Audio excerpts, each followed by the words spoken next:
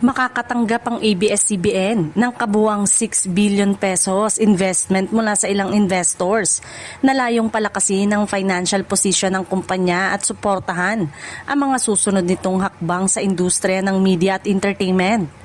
Kabilang sa mga investors ang tatlong sangay ng Lopez family at Lopez Inc.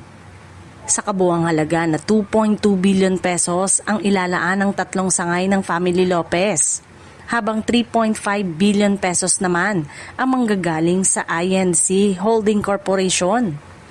Samantala, magbibigay naman ng karagdagang 300 million pesos ang Lopez Inc.